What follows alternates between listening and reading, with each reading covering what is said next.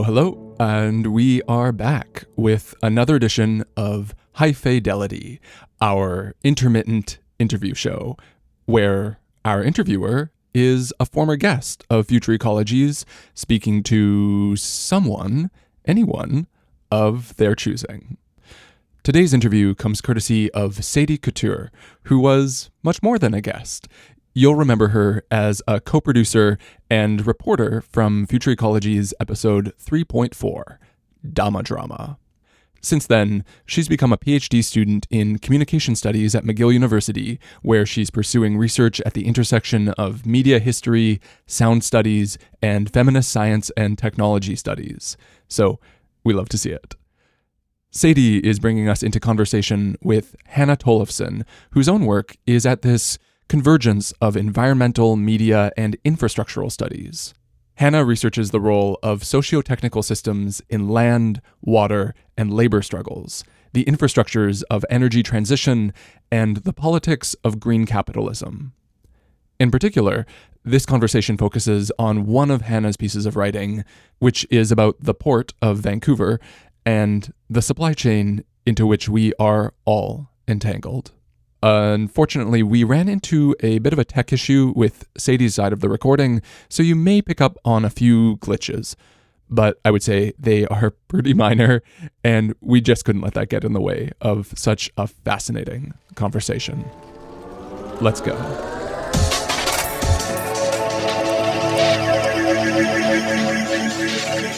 Fidelity. Okay, hi everybody, I'm Sadie. And today I'm going to talk to Hannah Tollefson.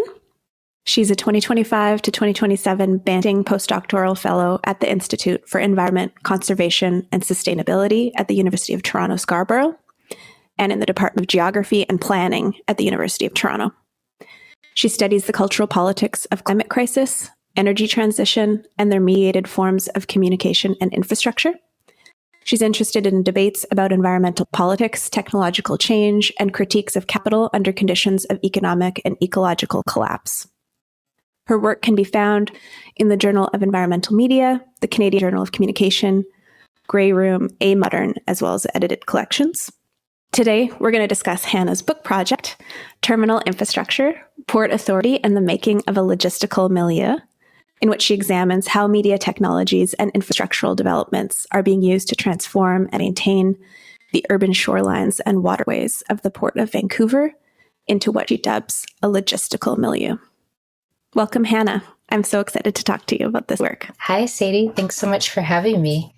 Yeah, I'm a longtime listener of the pod, first-time caller, and I'm excited to talk to you today. Yeah, for all the listeners, Hannah's also a dear friend of mine. So that's another additional aspect of this conversation, which I'm delighted about. And Sadie and I both did our PhDs in the same department together. So this work is something that comes out of the same milieu that we both kind of have been studying in for a long time. And you know the project more intimately than almost anyone. So I'm really just grateful for you in hosting this conversation, and to Adam and Mendel as well. I've listened to Future Ecologies for years now, so feel very honored. I think that leads me into my first question, which is, can you tell me about yourself and why were you drawn to this project?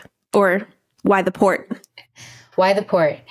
Many answers to that question. I guess, first of all, maybe I'll back up and just talk about studying a little bit, because I don't know, I think it might be kind of an interesting place to start, which is this discipline that both you and I are in, which is the study of communication. I think when a lot of people hear communication studies, or when I tell people that I'm in communication studies, they think of marketing or journalism. But I think the way that I approach communication is somewhat different. It's kind of part of this longer tradition that looks at communication alongside transportation. And it draws on this older meaning of communication as the organized movement of things and people. And this comes from kind of this historical connection where transportation and communication were originally not even thought of as separate things necessarily. It was only really with the invention of the telegraph, where a message could be sent more quickly than the movement of a body or a person on horseback or whatever, that this idea that the movement of things and the movement of messages would be separate. So our beloved mentor, Jonathan Stern, would argue that it's important to actually revive this older idea of thinking about transportation and communication together, and to think about how organized movement and action, both symbolic and non-symbolic, shape social life. Communication and transportation together as they're always meant to be. Yeah, I'm thinking a lot about Jonathan right now. So I thought I had to kind of open with that idea because it's really shaped my thinking a lot. And I know yours too. So then why the port? So I came into my PhD in communication studies really interested in this idea, like how the movement of goods and messages and people shapes environments, shapes land politics, shapes climate governance, shapes everyday life. And the port kind of brought all of those things together in a kind of like simple and complicated way. But also I study a particular port, which is the port in Vancouver on Canada's west coast. And this approach to this particular port was really also shaped by my own histories. I grew up in Vancouver Island in Victoria in the 90s. And this was a time when the kind of environmental politics were really shaped by forestry blockades, as well as the kind of the anti-globalization movement. I remember when my dad and his friends came home from the WTO protests and we're talking about, trying to get away from tear gas and all of these things. And so that kind of stuff really influenced me when I was younger. And as a teenager, I kind of watched as the politics around me, along with the kind of economy of Canada, became increasingly saturated with oil. And the year I graduated high school in 2009, oil was became the number one export out of Canada. And it was also a time when the climate crisis was really becoming more palpable, I think, as well. And environmental politics were really shaped by a kind of anti-oil politics, as well as the Indigenous sovereignty movements were pushing back really forcefully against the kinds of extractivism that was driving these oil politics. So living in Vancouver in my 20s, pipeline politics were really central to kind of all of these struggles. And a defining battle ever since, I think, really has been over the Trans Mountain pipeline expansion that would bring bitumen from the oil sands down to Westridge Terminal at the Port of Vancouver. And so I think the port has really become a central site of politics, especially when I lived in Vancouver throughout like a lot of my 20s and even in my early 30s as well. That's kind of where a lot of direct action kind of finds itself. And specifically, we might think of like this meeting point in the city right at Clark and Hastings. And this is the spot where a lot of trucks enter the port. And it's also a place where a lot of kind of interlinked struggles around, again, whether it's the Wet'suwet'en land defenders or those who are calling on Canada to stop arming Israel and to end the genocide in Palestine. All of these kinds of blockade politics really find themselves at the port.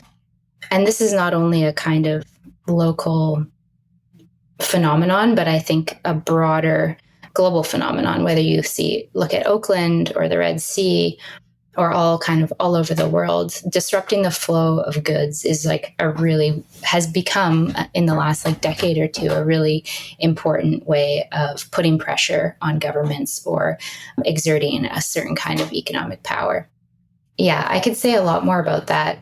But I guess one thing I would want to add as well is that ports are not only this kind of spectacular site of politics and direct action, but they're also kind of a more banal, everyday form of power, where essentially there are these sites where the movement of goods that everyone relies on is moving through really across different scales. And I mean, going back a little bit, what is the port? Because the Port of Vancouver is actually a number of different things, right? And you write about this in the dissertation and the book project. How do you see the port? Or for the listeners, what is the Port of Vancouver? I'm glad you asked that question because it seems like a very simple question. And I think for me, when I set out to study it, it was something that kind of kept eluding my grasp. And to kind of understand it geographically and conceptually was more complicated than I thought it was. So there's not only the question of like, what is the port, but there's also the question of where is the port, which I think is a good place to start with. It's not really a single location. You can't totally point to one thing and say, there it is. You kind of have to say it's there. It's also over there. The port is essentially a sprawling network. It's roads, it's terminals where you see the cranes loading containers onto ships. It's also the beaches and the intertidal areas. And it's also different kinds of digital systems like surveillance systems. It's large-scale infrastructures like bridges. It's those tugboats in the waters. It's the dredging operations that make those shipping lanes navigable by ships, and which, again, are constantly kind of being refilled by more sediment. And so there's a lot of maintenance that goes on there. There's ocean sensing platforms that check the temperature of the water and the movement of things. There's scheduling platforms. So it's really this kind of aggregate body that includes, again, transportation, communication, and also all of these different environments, essentially. And it's also quite vast in terms of its reach. So it stretches all across what we call the Lower Mainland, which is essentially the area on the BC coast that is most close essentially to the border with the US and forms a lot of the city of Vancouver, but also extends beyond the city of Vancouver up into Burnaby and also down to the mouth of the inlet in Tsawwassen. If you live in Vancouver or if you've been to the city, you kind of get this sense that the port is both everywhere and nowhere in the sense that it kind of can sometimes slip into the background of the urban landscape or of the kind of water landscape. But it's really about this aggregate body that stretches all along the shoreline and into the water. So in that way, we can see it as a set of infrastructures. But at the same time, it's also more than that because the port itself is also a form of political authority. It's called the Port Authority. And the Port Authority is a federally incorporated entity. And they have a legal mandate, which is essentially to grow trade consistently. And they do this by managing and maintaining and expanding infrastructure. And this idea is really important, this idea of expansion and growing trade constantly, because over time, the port has also taken on this kind of environmental role and a job as an environmental steward. But it's important to remember that its core function is growing trade. So more ships, more terminals, and more goods constantly moving through it. Yeah, which is kind of a central tension that you draw out throughout a lot of the project. Like, I think they have a tagline of the world's most sustainable port or whatnot. And that aspect of the port's forward-facing activity is woven in throughout a lot of the different initiatives that you discuss in the project. Well, I was just going to say that this is just essentially something, this idea of it being the world's most sustainable port is both kind of a branding strategy and some kind of goal. And it adopted that in around 2011. And since then, it's been kind of become more and more central to the port's kind of forward-facing identity. And it's one of the ways that it seeks to kind of establish social license in Vancouver, which is, of course, like a place that really prides itself on its green image. But it also, as I kind of talk about throughout, like it definitely achieves more than just kind of greenwashing and becomes in and of itself a way that the port kind of expands its own power in a certain way. But we'll talk more about that. Okay. I love it.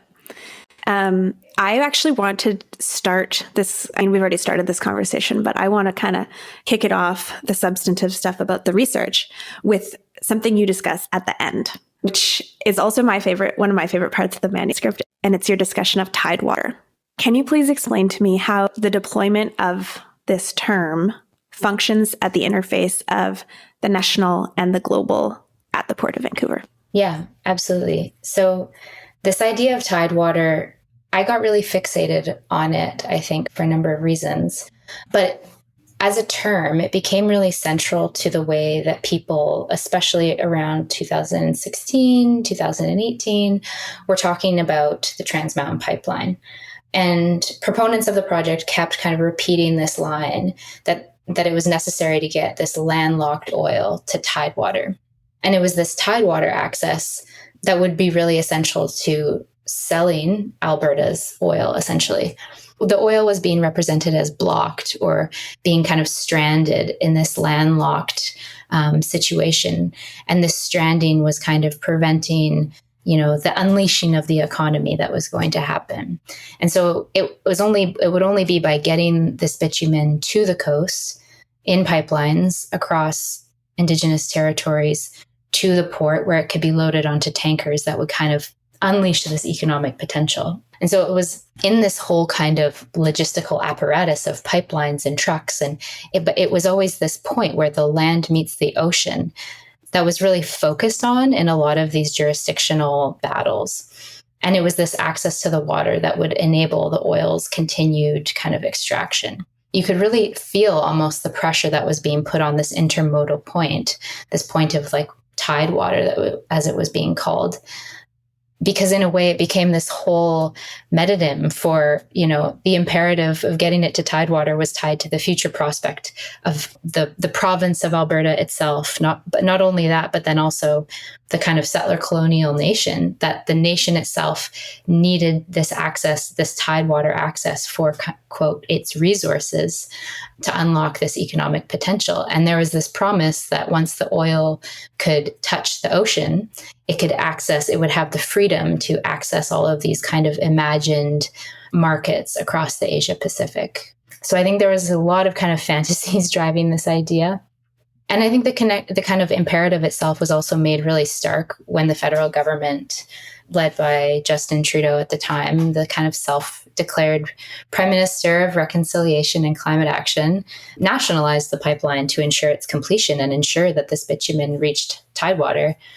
And I think for me, at that time, I was in Montreal, just totally dreaming of the ocean. And so that was one reason that Tidewater kind of captured my imagination and became this thing that I fixated on. But also it became a moment where it was clear that the extraction of this resource was not just about what kind of thing it was. In fact, the oil sands from the Athabasca region is quite a sticky and a kind of crappy resource. So it's really not that it's not about its use value, how good it is, but it's really about how it can move. And so to me, that was really a way of thinking about the way that extraction and the extraction of oil was also didn't just depend on mining it, but it depended on creating this whole network, this whole logistical network. And this whole network really depended on this point where the land meets the sea, where oil gets loaded into tankers, where it gets transported and moves onto global markets. So again, this Tidewater, it was really holding a lot in this sense. And it wasn't just this geographical endpoint, but it was kind of a transformation point where oil became a globally traded commodity. And of course, in my own experience and in what I was seeing around me, Tidewater was also a lot more than that for so many people, which you could really see in the intense struggles over the Trans Mountain Pipeline, whether it's people living in Burnaby, camping out on the mountain, or the Tsleil-Waututh Sacred Trust, the legal and direct actions against the project. I think all of this and how much energy it really captured around it showed how much more Tidewater was to people. So much more, I think, than like this logistical node, but kind of this deeply important place, like socially, spiritually, ecologically. And so, yeah, the term just really captured all these things to me. And maybe that's why it captured me too. Yeah. Yeah. I mean, in a way, it was this moment where like all of these oil proponents were talking about Tidewater. And I was like, there's such a poetry to what you're saying, but it's like a disturbing poetry that somehow I'm both kind of horrified and like transfixed by. Yeah. And to me, this like great political, economic, and cultural importance of the place where the land meets the water is really interestingly historically drawn out in the first chapter of the project, which you are calling an infrastructural history, which as a historian, I'm super interested in. In the written piece, you talk about annihilating time through space, drawing on Katie Derrickson, and I think Deb Cowan's involved too. And I'm wondering, okay, so can you tell me about like what is an infrastructural history? And then like how did you do it in terms of the port? Well, I love that you love this part because I think it's pushed me to think about it more and kind of to try to push myself rather than just moving through the history, but to think about infrastructural history as a kind of method. And I do think that this idea of space-time compression or space-time annihilation and flipping that on its head is kind of at the center of it for me. And this idea originally comes from Marx. And he argues essentially that capitalism has this inherent expansionary drive. It's always going to seek out new lands, new workers, new people to exploit, and places to colonize in order to grow profit. And because it's always growing, it's always kind of on the move. And this he describes as the annihilation of space by time, because this drive to expand takes a kind of material shape through infrastructure. Again, those of transportation, those of communication, roads, railroads, trucks, also telegraphs, underwater cables, radio, internet cables, all these ways that we have to kind of move goods, people, information, and money around. And it's the interplay between these systems, I think, that he talks about, where essentially capitalism starts to kind of encapsulate the whole world in these trade networks. By stitching places together, this is what allows for the speed up time of goods to happen, for commodities to be traded over larger parts of the world. I should say there's a lot of debates about this idea. It's about the relationship between time and space and capitalism and colonialism, and whether they totally straightforwardly get kind of, compressed by these infrastructures. A lot of people argue that they really get more kind of fractured into different kinds of uneven experiences of space and time. But I think within this debate about kind of time and space and capitalism and colonialism, this idea of infrastructure history comes in and I think offers a really helpful method of thinking about these things at different scales and over different temporal time periods. And it really helps you to kind of connect what I talked about in the beginning. So like the way that the port itself has become this contemporary site of political action, and also this important mediating point for all of the kinds of goods that we all kind of tend to rely on this more everyday basis. So infrastructure history really connects like contemporary politics to histories, I think, of colonialism and of the development of the state in a kind of really like material way. And so one of the things that I think, essentially what you brought up, Katie Derrickson, and in the work I draw on Deborah Cowan's method, where she talks about following infrastructures across imperial space, time, and struggle. And so I'm really inspired by that work that she does. And this other geographer, Katie Derrickson, describes Cowan's method as essentially flipping or inverting Marx's formulation, when Marx is talking about how these infrastructures of transportation and communication compress space through time. Essentially, what she suggests is that by studying infrastructures in the places that they are located, you can essentially kind of annihilate historical time or move through historical time by being embedded in place.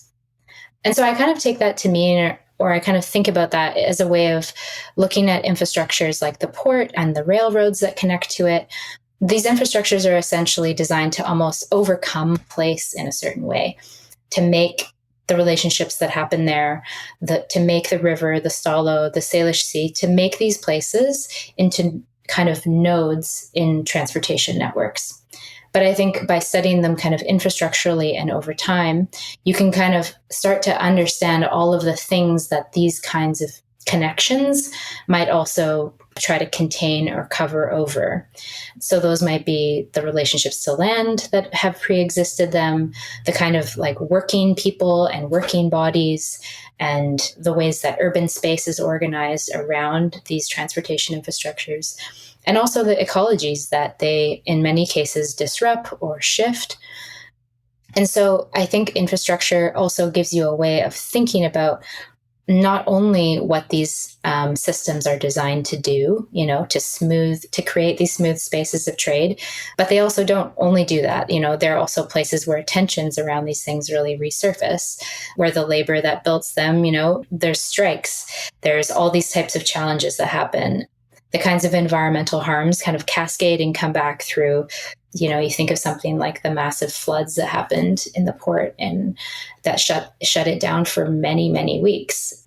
Or you think about blockades and the way that dispossession is not a finished project, but is very much haunted by the fact that multiple Indigenous nations continue to govern and live on these lands and waters. And in some cases, make these spaces not just spaces of trade, but also of contested jurisdiction. So I think those are some of the ways that thinking infrastructurally really helps you look at all the politics of the port, both over time and in all these like material ways. I always like to think of being like a space-time traveler, just right from the comfort of your very own office. Yeah. And I think you do that so well. I think it sounds kind of like, it can sound kind of abstract, but I think it's also just very palpable if you're in some of these spaces, like if you're down at Crab Park and you see like all of these monuments to like missing and murdered women, or have experiences with people and understand that these places were also villages, and you can see the industrial kind of lives, the ongoing and the afterlives in some cases of these places. And I just think that it's very clear when you're in place that there's so much more. When you read a port document and it talks about, the second Narrows, or it describes the movement of a tanker through the inlet. There's a way that it's rendered in this kind of flat way, but once you kind of are in those spaces, you can feel all that history there, I think, in a lot of different ways. So there's a conceptual background to it, or it can sound kind of abstract, but I think people are always living that way anyways. I think we're always tied to histories and to places that we're not in.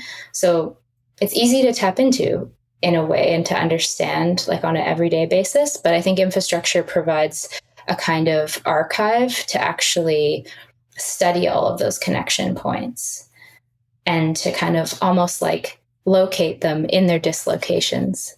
I love that. Can you tell me like a few things? Can you tell me a little bit of the infrastructural history of the Port of Vancouver? Yeah, absolutely. I will try to be somewhat brief, but maybe I won't be able to be too brief. Tell me three things. Oh my God. Okay, well, I think one thing that's important to say is that, I'll just start with this. A lot of the history that's done on ports is by people who are into maritime history. And there are a lot of people who are very into it. Like maritime museums, all of these things exist. The Titanic captures people's imagination. People love watching the ships that go into the harbor. So there's a whole kind of, I think, also received narrative, also in a kind of national imagination about what the port was and how the port kind of constituted Vancouver's role at the edge of empire with the arrival of the Canadian Pacific Railway in 1887. But I think that this idea that the Trans-Pacific Railroad arrived and consolidated this settler city and kind of created Canada as a nation state, I think that the first thing that I would want to do is to kind of disrupt that narrative a little bit. And by zooming out and thinking about the broader imperial picture of what was happening at that point, firstly, the Pacific Railroad was not, although it did kind of consolidate Canadian national space, and it did result in confederation. I think it's important to take a kind of imperial perspective, which shows that it was really about advancing British imperial interests across the Pacific. While the city became later incorporated after the railroad arrived, the railroad wasn't so meaningful until it could be connected with the shipping routes that would establish this kind of Western trade route to China. That was really what this kind of trade route was about. And it was about attempting to kind of connect British interests across the Pacific and to try to counter this growing American influence. And so I think what this does is it kind of ties this more contemporary idea of Vancouver as a Pacific gateway that is now very much part of Canada's kind of geopolitical ambitions, but it ties them to this longer history of British imperialism, where it was really about creating these these like global shipping routes. So 3 things. I don't know what the next one should be. I'm really interested in the dredging that was done to facilitate the making of the port. Do you want to talk about that? Yeah, absolutely. So in order for the port to kind of become this gateway to the Pacific, sometimes it can be represented, what's known as the Burrard Inlet can be represented as this kind of ideal deep water port. But in order to make this place a gateway, it was never really just naturally found. The port is not something that is just there. It has to be made. And in order to make that happen, settlers really kind of terraformed the coastline of the area that's now known as the port. And to understand this, I kind of like looked at historical documents, but I was really also kind of captured by this story by Lee Maracle. And she really writes vividly about the transformation in the inlet. And in her story, it's called Goodbye Sanok. She tells the story of being kind of visited by the Squamish chief Catsalano. And he describes settlers arriving and dredging the inlet, draining all of the wetlands. And he says, I think it's at one point, he says that the settlers were so thirsty that they drank up all of Sanok. And so it was really through this dredging, and that's kind of to use ships that essentially suck up all of the benthic and sedimentary life at the bottom in order to make waterways more deep for the passage of ships. And often that material is then moved elsewhere to harden the shoreline. And so the goal here is to create a less contiguous relationship between land and sea. So rather than having a kind of vast intertidal space where, you know, a lot of abundant forms of life, it's very diverse when you have these intertidal systems, because all kinds of clams and species can live there. That's where juvenile salmon grow and get reared and all of these things. So it was a really kind of abundant and rich estuary. But what dredging does is it makes the waterway deeper so that ships can pass by, and then it makes those shorelines harder so that ships can kind of come up and meet that point and be loaded with goods. And so it's not only that the harbor or the port kind of pre-existed, but again, it had to be made, and it had to be made ecologically. And that came at the cost of these more contiguous intertidal zones. And this dredging is like ongoing and constantly happening because, again, the sediment is always moving. Things are coming down the Stalo, down the Fraser River. Different sediments are coming in. The port has to constantly manage and move this sediment and keep these waterways deep enough for the draft of ships. And I should say too, ships are constantly getting bigger and bigger and bigger, which maybe is a very noticeable thing. Some of the ships now are the size of 3 football fields. And so you can only imagine the draft of those ships and how much more deeply the waterways have to be dredged in order to allow for the passage of those ships. Yeah, and that dredging activity has significantly and continuously reshaped the coastline. And I know growing up in Vancouver, there's a lot of talk about like the filling in of False Creek, which is something that's happened more recently. But something that I really got from this piece of writing is like, this is an ongoing thing and has like significantly transformed the coastline and what the Squamish, Tsleil-Waututh, and Musqueam nations whose land the port is on, how it has been since time immemorial. There's like a really amazing document that Tsleil-Waututh worked on where they mapped the kind of pre-contact shorelines, and they could basically show how much their territory, which is like overlapping a lot with the area that's used by the port, how much that shoreline has been completely remade. And I should say not only by shipping, but also in large part by urbanization as well, and creating, again, those like hard surfaces that can either be sites of urban development, real estate, but also in the more industrial uses that the port uses as well. Yeah. Okay, third thing, unless you have an idea, I'll ask you about the bulk shipping and the infrastructural history of bulk commodities at the port. Yeah. So one of the things that makes this particular port somewhat unique in relation to other ports in North America is that the Port of Vancouver is the largest, what would be called the largest bulk port. And bulk essentially means those goods that are not put into shipping containers.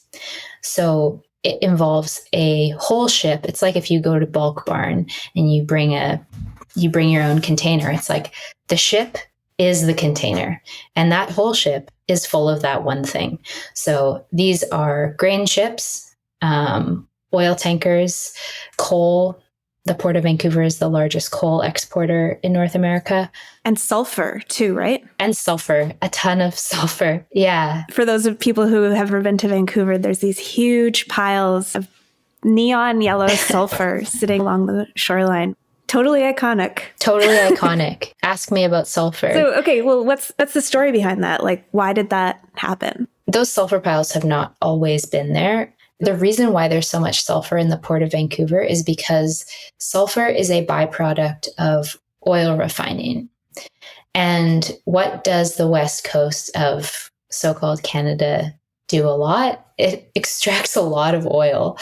And sulfur used to just be in fuels, but then they realized that if you burn fuel with sulfur in it, you create acid rain. So that the Montreal Protocol was essentially one of the first environmental wins on a global scale, and it basically got it created a rule that you have to remove sulfur from fuels that are going to be burned, and so sulfur became a major byproduct because it was removed from oil, and then it could be used kind of separately. And so the reason why there is so much sulfur there is essentially because of all of that oil extraction in Western Canada. And sulfur is also used as a major kind of additive in so many things, from fertilizers to makeup products to cleaning products. It's really, I mean, it's not only a byproduct of oil and gas, but it's kind of, if you look back, I think at the history of something like alchemy, sulfur is one of the first. It's a very transformative, and it's a chemical that can be used for many different things to kind of catalyze different kinds of chemical processes. So once it was removed from oil, industry found all these other things to do with it. And essentially now it sits in those terminals in the Port of Vancouver in those giant piles. And the reasons that it can sit there as piles is because it's prilled into these little, basically pellets, so they don't totally blow away. And so these little sulfur pellets sit there waiting to be loaded onto bulk ships and transported all over the world. So that's what those yellow piles are. And apparently you can actually run up and slide down them, which I haven't yet gotten an opportunity to do. Yeah. Really? I'd be open to that. Yeah. I was reading about that on Reddit. I was like, this sounds like a research trip I need to make. I'll come with you. Okay. So that's the past. I want to now talk a little bit about the present and the structure of the manuscript. There's like 3 chapters, and one is each about a port initiative, basically. Mm-hmm. One is about a project that they do called habitat banking. Another one is a new thing that they have called a vessel management system. And then the final one is a program called Enhancing Citation Habitation and Observation, or ECHO. So I'm wondering, can you just tell me about each of these programs, what you think about them? Why are they politically and theoretically interesting? Yeah. And this goes back to the thing that we were describing a little bit earlier about this kind of aspiration and branding exercise where the port is trying to promote itself as the world's most sustainable port. And so as part of that, it runs kind of a suite of environmental initiatives, as you described. And what I've found is that, or the way that I look at them is on the one hand, they are kind of these greenwashing or, kind of sustainability initiatives that helps the port's image, and it helps it kind of gain social license and act as a kind of good neighbor in a certain way. But in certain ways, it is a little bit strange that the port creates wetlands. It's strange that the port, which again, if we go back to the beginning, which essentially is driven by a mandate to grow trade, is also in charge of wildlife management. And so in these ways, I kind of look at how it has grown its influence over land use planning, over ecological stewardship. And a really big turning point came for this during the Harper years, essentially. So in 2008, there used to be 3 smaller or separate port authorities, and they were merged.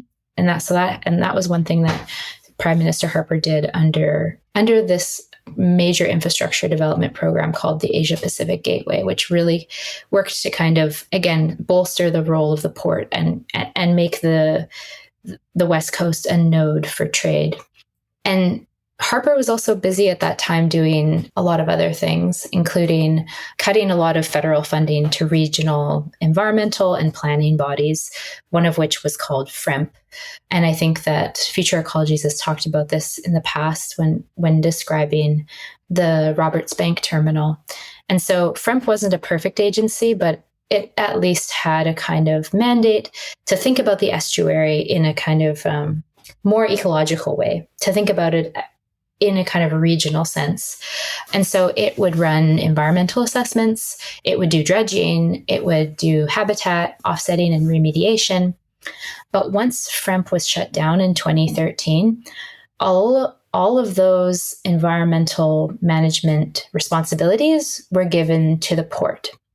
One biologist that I interviewed about this basically described this as the fox being in charge of the hen house. So essentially the same body that is causing a lot of these impacts is now being put in charge of mitigating and managing those impacts. That's kind of the more recent history and context for these 3 initiatives that I focus on in my research and try to understand a little bit more about. So yeah, the first one is this program called the Habitat Bank.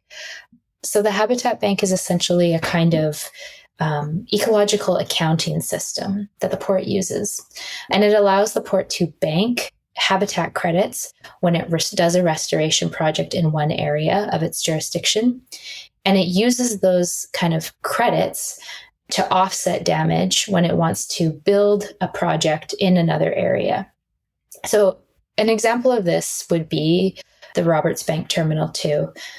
And so this is a very large container terminal port that would be built on a little artificial island. I shouldn't say little, it's many football fields large, right off of Tollefson territory, again, at the mouth of the estuary where it goes into the Salish Sea. And so this massive terminal, in order to build it, it would kind of necessarily destroy these very important ecological areas, one of which is a mudflat, and the other is a lot of these eelgrass beds that exist kind of out into the intertidal system. But by law, it is allowed to destroy these ecosystems essentially by trading them with eelgrass beds and mudflats that it creates somewhere else. So it has done this, and it's kind of created these other restoration projects, some of which are in Boundary Bay. And then those are essentially used to offset. They're kind of the price of admission for expansion. And this kind of restoration work is controversial for a few reasons. It raises, I guess, these kinds of questions about, can you really recreate habitats with all of the same features or cultural and spiritual meanings in just a different area? Can you just move that? These things are hard to quantify, and they're also they can be difficult to do. Not under every circumstance, but certainly in a lot of ways. It's also kind of reveals this bigger tension, which is essentially that on the one hand, the port is, again, tasked with promoting trade, but on the other hand, it's kind of tasked with protecting the environment. And it's with a kind of object like the Habitat Bank that these goals get treated as if they're compatible. Essentially, if port expansion can always be offset, there's no reason to limit growth and to limit the kind of expansionary drive of more tankers, more terminals. So habitat banking kind of makes it kind of manageable in this way. But I think that one of the most, like in a grounded sense, if we look at what this habitat bank does, is it gives the port more control to kind of decide what ecological repair in the inlet and in the region looks like. So it gets to decide, how long is a site like this going to be monitored for? What kind of habitat is going to be created? And all of these kinds of like more nitty gritty decisions that are ultimately what makes a habitat either work or not. And it's not like restoration is not possible or not worthwhile. It certainly is. But I think that it matters who is doing it and what their values are, and whether it's happening, as a box ticking exercise, or whether it's part of a broader kind of effort to, I think back again to the Tsleil-Waututh pre-contact baseline mapping. When they carry out the ecological restoration, it's not necessarily just trying to meet the minimum requirements required by law, but it's part of a broader vision to restore the inlet, to bring back clam harvesting, to enable people to use the inlet in certain ways. And so I think in this way, by becoming an environmental manager, it just kind of gives the port more power and legitimacy in a certain way. Yeah, and I think for me, when I was reading both the particularities of that project, but then also the sort of level of abstraction and metaphors that are being used to mobilize and exert that power are super interesting. Yeah, and it relies on this idea of no net loss, which is about, allowing for development to happen because you're going to offset it somewhere else. So it is kind of abstract in the sense that it's based on these accounting mechanisms that are then applied to the management of ecosystems. And that's only happening more and more with something, when we think about something like net zero, that is becomes a way of kind of managing planetary carbon in a way that's both very concrete. It involves the building or protecting of certain areas and the sequestration of carbon in all of these life forms, but it allows it to become abstracted at a certain level where it's about, you're not only trading carbon credits, but you can trade derivatives on carbon credits and kind of create this whole financial system. So, okay. Sorry, I can go down the rabbit hole pretty hard. No, it's great. But let's move on. Let's talk about vessel management. What is it? Why is it interesting and important? Yeah, so vessel management was something that it sounds like such a nerd. Vessel management is something that's very close to my heart. So one of the ways that I actually know Adam is because I have kind of grown up in and around Galiano Island since I was as small as I could have been. So I have a real deep and long connection to the Southern Gulf Islands, and spending time there, one of the issues that has become a kind of flashpoint in the Southern Gulf Islands has been the increased presence, essentially, of ships from the Port of Vancouver. And I think this is something that you can even see from Vancouver itself in the different harbors. There's a shared sense that there are more and more and more ships in these waters. It seems like there are more ships kind of dotting not only the waterways of the harbors, but further out into the Gulf Islands. And so looking at this more closely in my research, what I found from talking to people was that essentially it seems like the number of ships has really started to pick up since 2009. And there are some reasons for this, but I won't get into that. So essentially there are more and more vessels, and these are bulk vessels primarily. They're mostly vessels carrying coal and grain. And in some cases, they actually sit out at anchor, either in the harbor or out in the kind of narrow waterways of the Southern Gulf Islands, and they can wait there for weeks. And again, this has become a kind of significant political issue. These anchorages fall within the marine territories of many Hulkaminam Treaty nations. And their presence in these waters is really a form of colonial invasion. These nations were never consulted. They never agreed to have these ships in their waters. These anchored ships also really damage seabeds. They disrupt marine life, and they pose a lot of risks, especially to food sovereignty in the islands as well. And so local residents and environmental groups have become really concerned with these. And essentially the port's response to a lot of this outcry has been to establish a scheduling system, which they call the Active Vessel Traffic Management Program, and essentially met with this political issue of, territorial infringement and ecological harm. They have designed a digital platform, essentially, that uses algorithms to forecast vessel arrival and to assign anchorages on a kind of optimized basis. And the goal here is to reduce the time that they spend at anchor and to reduce the amount of trips that they make back and forth. And for the port, this delivers another one of these win-wins, because not only does this actually allow more ships to keep moving more quickly, and so they don't have to reduce the number of vessels that are actually coming in, but it also cuts emissions, or that's one of the things that it gets advertised for, that it will cut emissions. So it's better for the environment and better for business. But in my work, essentially, what I see is that they really are trying to transform like this political issue that in some ways like is an issue between the crown and in many cases nations into this kind of technical issue that it can solve through something like a just-in-time arrival scheduling platform. And so what I see happening here is that this kind of traffic management system starts to kind of treat this ocean space and the intertidal space of the port. It's kind of treating it like a factory floor.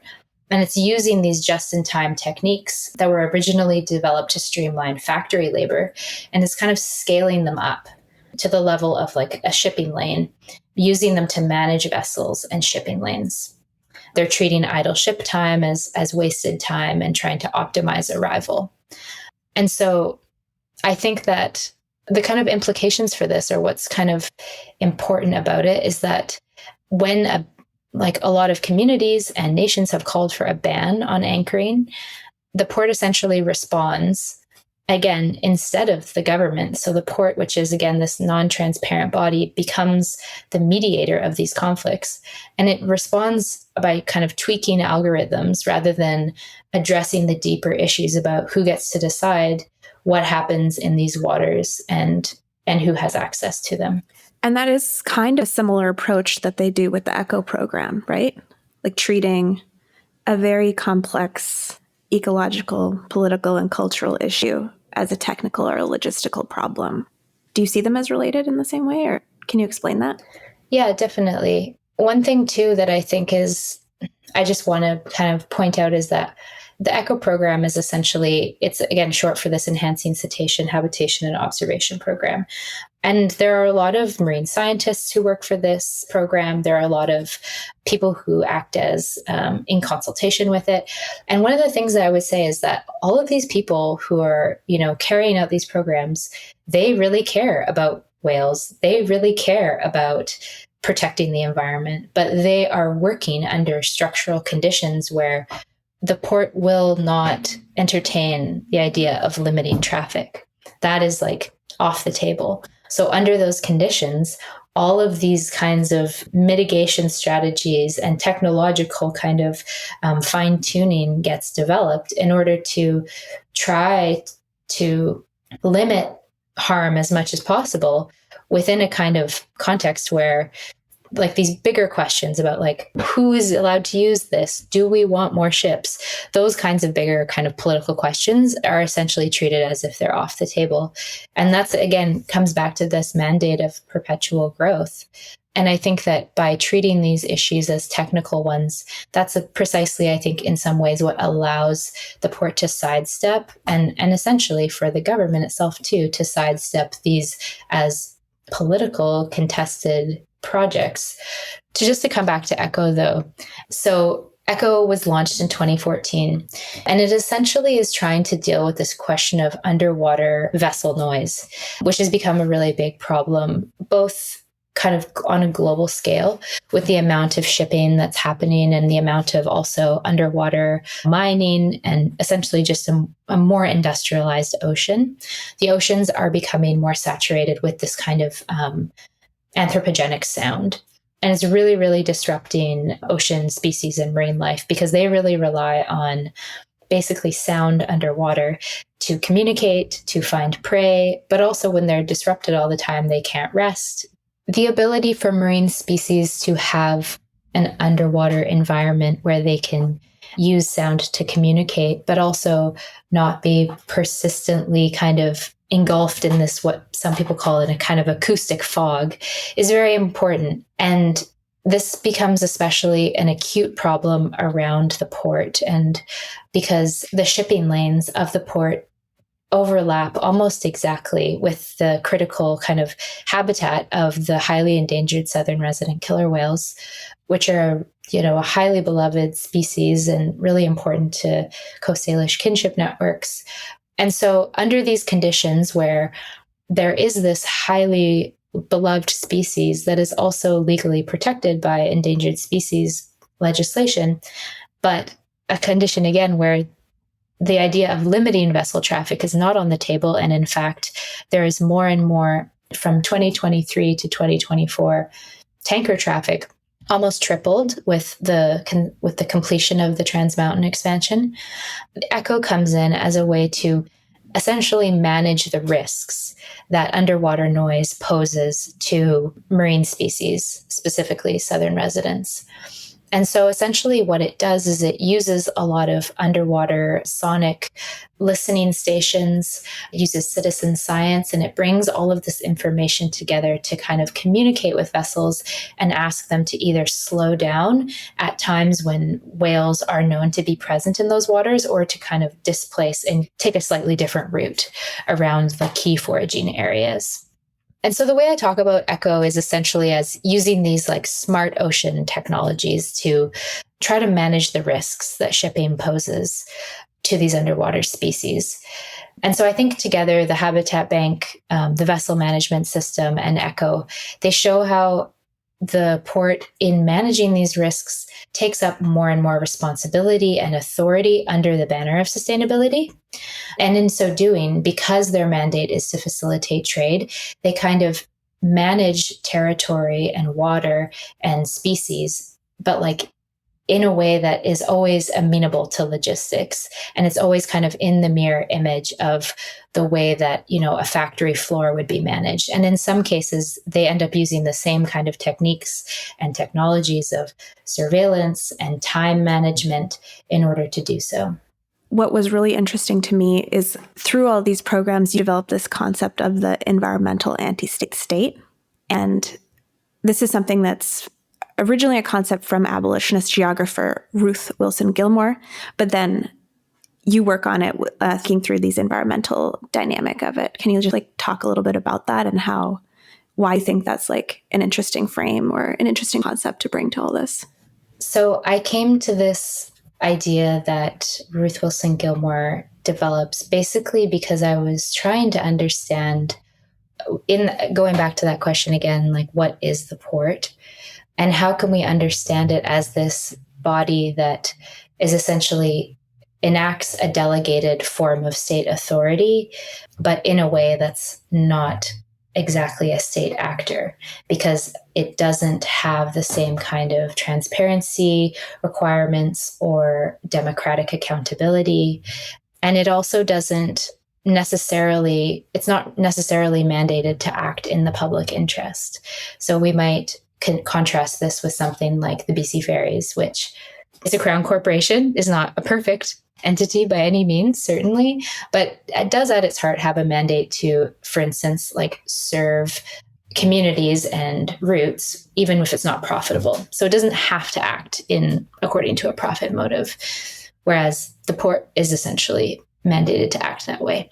And so I think that the reason why this concept became useful for understanding how environmental governance is working on the coast is because, in a way, by downloading the authority of the federal government onto this semi-autonomous body, again, mandated to facilitate trade, in some ways, or in many ways, we can see that the port itself also becomes a way of managing settler colonial governance. So all of the lands and waters that the port exists upon are unceded Indigenous territories, much of it being untreated, with the exception of Tollefson, which signed a modern treaty in the 2000s. So the port operates across the lands and waters of a number of nations, including Tsleil-Waututh, Musqueam, Salo, Katzie, And again, as I've described before, multiple kind of Hulkminum speaking peoples. And on these lands and waters, the state's claims to sovereignty are very contested and tenuous. Indigenous legal and political orders continue to govern these territories. And in many ways, even in settler law, the question of Aboriginal title is unsettled. So in the absence of any kind of like solid claim to authority, the state leans on different kinds of strategies to manage its kind of tenuous claims to authority. So we can think of reconciliation discourse as part of this. Consultation is certainly part of it. Forms of co-management. All of these things are ways of kind of managing the contested nature of these territories. And with the Crown's authority delegated to the port, it actually becomes the port then that carries out a lot of these settler colonial territorial strategies, acting on behalf of the Crown. In many cases, on a practical level, we can see it's actually the port that undertakes consultation. It's the port that is doing negotiations with nations about the use of their lands and waters. It's the port that is entering into these collaborations in some instances with nations on things like habitat banking or things like the ECHO program. And so in this way, they are acting on behalf of the settler colonial government, but the actions that they take, the government is also able to distance itself from, because it's able to say, that wasn't us, that was the port. And so the government can kind of shrink the perception of its own actions and, not take political accountability for things that the port does. And that has a lot of implications for the way that settler colonialism is kind of administered in these territories, especially when these things are being done by a body, again, who is primarily tasked with moving goods. Okay, so this is bringing me to something that's like completely central to the whole project, but we haven't quite discussed, which is that the mode in which this power is deployed is, you argue, logistical. And a structuring concept of the whole project is that of the logistical milieu. So I'm wondering, what's a logistical milieu and how can that change our perceptions of the port or the world? Thanks for asking this question. It's a useful opportunity for me to articulate it. So I'll offer a short answer and then maybe a longer one. The short answer is essentially that this idea of a logistical milieu is a term that I use to describe the way that logistical systems of transportation and communication don't only organize the movement of goods, but in organizing the movement of goods, they also kind of create environments where circulation and trade become the most important thing driving governance. So when I've been talking about, the port has to build habitat, but that's always under the auspices of facilitating trade. It does all these things, but at the same time, they're always being done kind of in the mirror image of a kind of logistical logic. So to really, I think, understand what this means, it's necessary to back up a little bit and for me to say something about this idea of logistics itself. This idea of logistics, or how we kind of have come to live with it and understand it, began to take shape in around the 1960s. And it's become kind of largely synonymous with practices like just-in-time shipping or just-in-time delivery.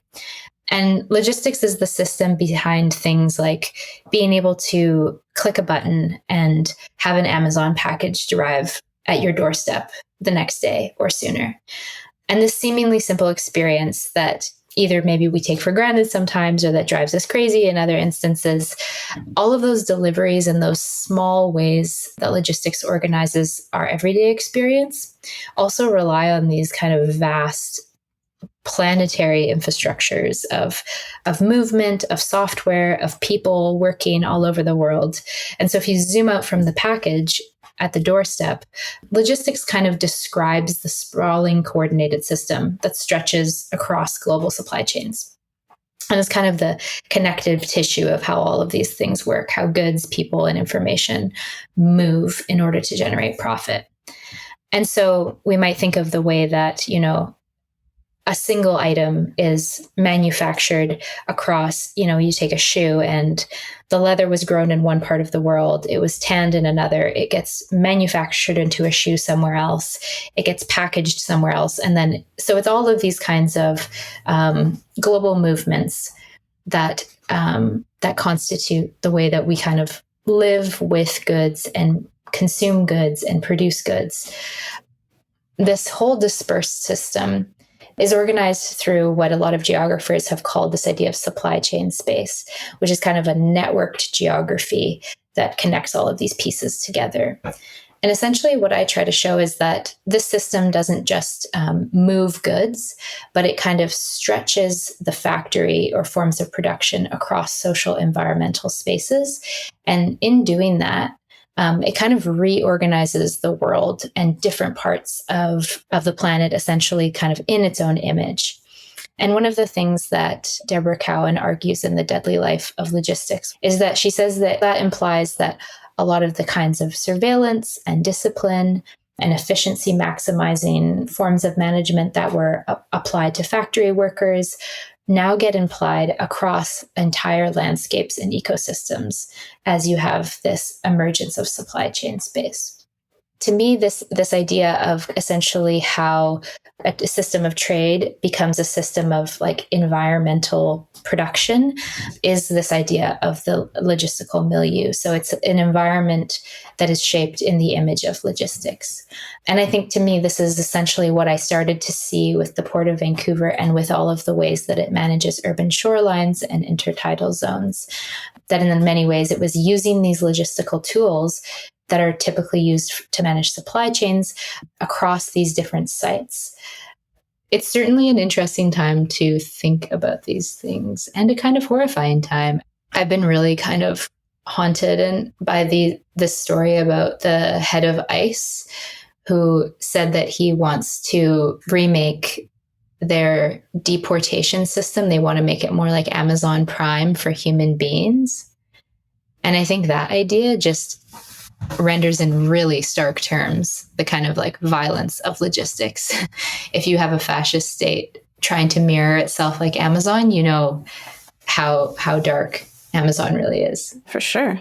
And I think something that I found was so great about your work is that, yes, you're talking about the environmental impacts of this infrastructure, of this way of organizing global capital, but you're also talking about the milieu, right? Milieu is a form of power that isn't ideological, and it isn't overtly violent, but it's environmental. And so I think that you're really bridging these two different ways of thinking about what the environment is, and really, really cool and really interesting, new, thoughtful ways.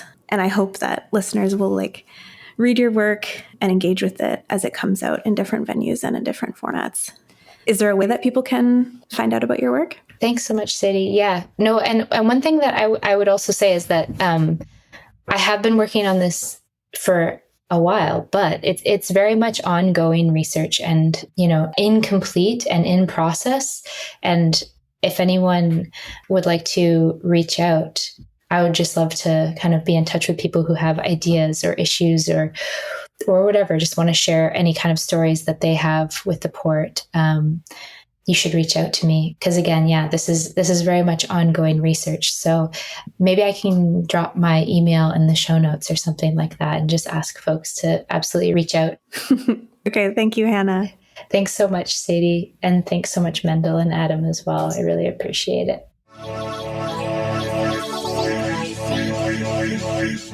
HYPHAEDELITY.